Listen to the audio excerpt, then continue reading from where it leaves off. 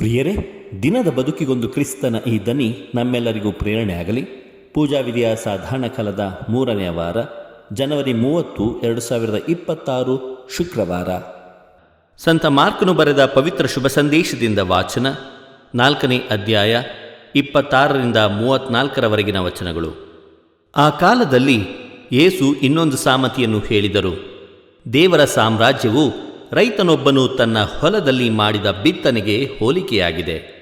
ಬಿತ್ತನೆಯಾದ ಬಳಿಕ ಅವನು ರಾತ್ರಿಯಲ್ಲಿ ಮಲಗಿರಲಿ, ಹಗಲಲ್ಲಿ ಎದ್ದಿರಲಿ, ಅವನಿಗೆ ಹೇಗೆಂದು ತಿಳಿಯದೆಯೇ ಆ ಬೀಜವು ಮೊಳೆತು ಬೆಳೆಯುತ್ತಿರುತ್ತದೆ. ಭೂಮಿ ಮೊದಲು ಸಸಿಯನ್ನು, ಅನಂತರ ಹೊಡೆಯನ್ನು, ತರುವಾಯ ತೆನೆ ತುಂಬ ಕಾಳನ್ನು ತನ್ನಷ್ಟಕ್ಕೆ ತಾನೇ ಉತ್ಪತ್ತಿ ಮಾಡುತ್ತದೆ. ಬೆಳೆಯು ಮಾಗಿದಾಗ ಸುಗ್ಗಿಯು ಬಂತೆಂದು ವ್ಯವಸಾಯಗಾರನು ಕುಡುಗೋಲನ್ನು ಬಳಸುತ್ತಾನೆ ಎಂದರು. ಯೇಸು ಸ್ವಾಮಿ ತಮ್ಮ ಉಪದೇಶವನ್ನು ಮುಂದುವರಿಸಿ, ದೇವರ ಸಾಮ್ರಾಜ್ಯವನ್ನು ಇನ್ನು ಯಾವುದಕ್ಕೆ ಹೋಲಿಸೋಣ? ಅದಕ್ಕಾಗಿ ಯಾವ ಸಾಮತಿಯನ್ನು ಉಪಯೋಗಿಸೋಣ?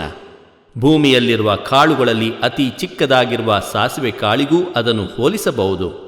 ಸಾಸಿವೆ ಕಾಳು ಚಿಕ್ಕದಾಗಿದ್ದರೂ ಬಿತ್ತನೆಯ ತರುವಾಯ ಮೊಳೆತು ಎಲ್ಲ ಕಾಯಿ ಪಲ್ಯದ ಸಸ್ಯಗಳಿಗಿಂತಲೂ ದೊಡ್ಡದಾಗಿ ಬೆಳೆಯುತ್ತದೆ. ಹಕ್ಕಿಗಳು ಕೂಡ ಬಂದು ಅದರ ನೆರಳಿನಲ್ಲಿ ಗೂಡು ಕಟ್ಟಿ ವಾಸಿಸುವಷ್ಟು ದೊಡ್ಡದಾದ ರೆಂಬೆಗಳನ್ನು ಅದು ತಳೆಯುತ್ತದೆ ಎಂದರು. ಯೇಸು ಸ್ವಾಮಿ ಈ ಬಗೆಯ ಸಾಮತಿಗಳನ್ನು ಉಪಯೋಗಿಸಿ ಜನರಿಗೆ ದೇವರ ಸಂದೇಶವನ್ನು ಅವರವರ ತಿಳುವಳಿಕೆಗೆ ತಕ್ಕಂತೆ ಉಪದೇಶಿಸುತ್ತಿದ್ದರು. ಸಾಮತಿಗಳನ್ನು ಉಪಯೋಗಿಸದೆ ಅವರು ಬೋಧಿಸುತ್ತಿರಲಿಲ್ಲ, ಆದರೆ ತಮ್ಮ ಆಪ್ತ ಶಿಷ್ಯರೊಡನೆ ಪ್ರತ್ಯೇಕವಾಗಿದ್ದಾಗ ಅವರಿಗೆ ಎಲ್ಲವನ್ನು ವಿವರಿಸಿ ಹೇಳುತ್ತಿದ್ದರು. ಪ್ರಭುವಿನ ಶುಭ ಸಂದೇಶ. ಕ್ರಿಸ್ತರೇ ನಿಮಗೆ ಸ್ತುತಿ ಸಲ್ಲಲಿ. ಚಿಂತನೆ: ದೇವರ ಸಾಮ್ರಾಜ್ಯ ಮಾನವನ ಊಹೆಗಿಂತ, ಅನಿಸಿಕೆಗಿಂತ ಭಿನ್ನವಾದುದು.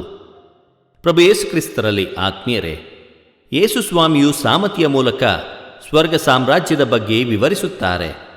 ಇಂದಿನ ಶುಭ ಸಂದೇಶದಲ್ಲಿ ಸ್ವರ್ಗ ಸಾಮ್ರಾಜ್ಯವನ್ನು ಸಾಸಿವೆ ಕಾಳಿಗೆ ಹೋಲಿಸುತ್ತಾರೆ.